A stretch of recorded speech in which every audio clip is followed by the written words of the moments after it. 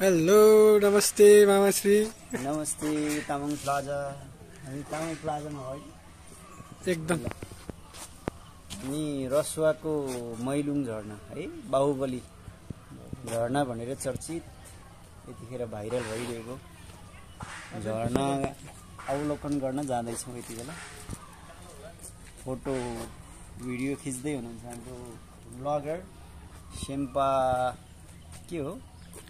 त्यही हो, सेम्पा नै हो। शेम्पा लामा कि तामाङ हो? सेम्पा लामा ब्लक। ओके, त्यसपछि हाम्रो साथमा हुनुहुन्छ ए हो सर। हेलो गाइज होइन, अहिले चाहिँ हामी आज पनि मेरो चाहिँ यो सेकेन्ड ब्लग हो मैलुङको। अनि हामी चाहिँ अस्ति पनि गएको थियो। आज चाहिँ फेरि यहाँ हाम्रो तामाङ प्लाजा टिम जस्तै भनौँ न, हाम्रो प्लाजाको सर अनि हामी मामाश्री सुरेशमान मामा अनि यतापट्टि सर हुनुहुन्छ। हामी सबैजना चाहिँ आज फेरि मैलुङको यात्रा गर्दैछु। हामी त्यतै गएर भेट्नेछौँ है त गाइज।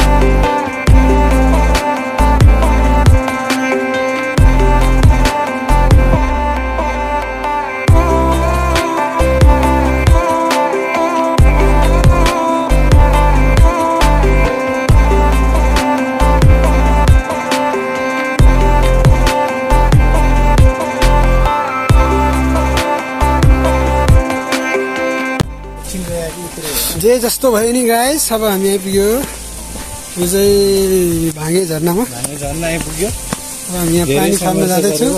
सङ्घर्ष पनि थोरै हो र भन्नु। 2 घन्टै सङ्घर्ष गर्नु। 2 घन्टै सङ्घर्ष भयो।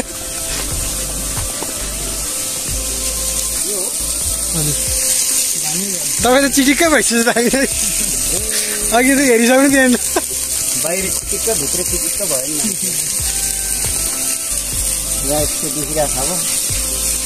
त्यही भएर अलिक छिटो जानु, छिटो रेस्ट गर्नु।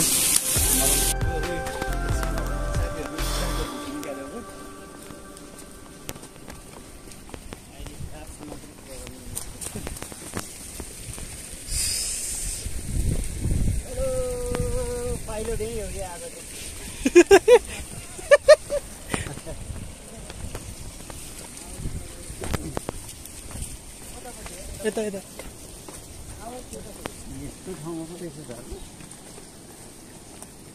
खै मान्छेहरू खुलै खुलै हिँडिरहेको थियो त।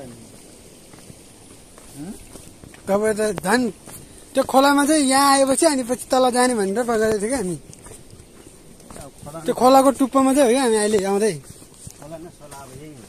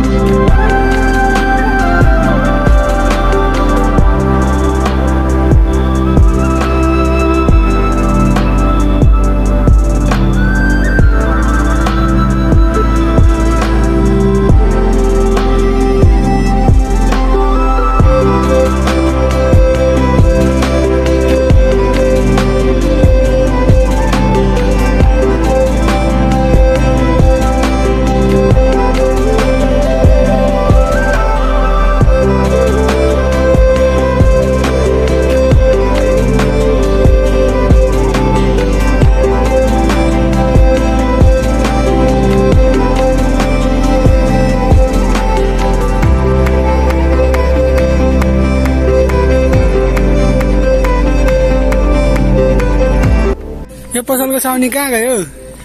अनि साउनी मान्छे तल बसेर कहाँ हुन्छ त? अब डराएर है टिकटक मात्र देखेको, युट्युबमा देखेन? युट्युबमा त मैले अरे के छ युट्युबमा? त्यही त्यसमै गएर प्रोफाइलमा गएर हेर्नु। यो सेकेन्ड ब्लग। अनि आज चाहिँ हाम्रै दिपिका साउनीले केरा खुवाउँदै चाहिँ लोकल हो भने है निकालिदिनु न, खै कस्तो रहेछ। यसरी नै देखाइन् नि यही।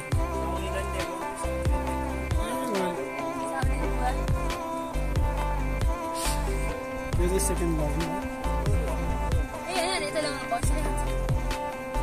मल पनि हुन्छ त्यो त।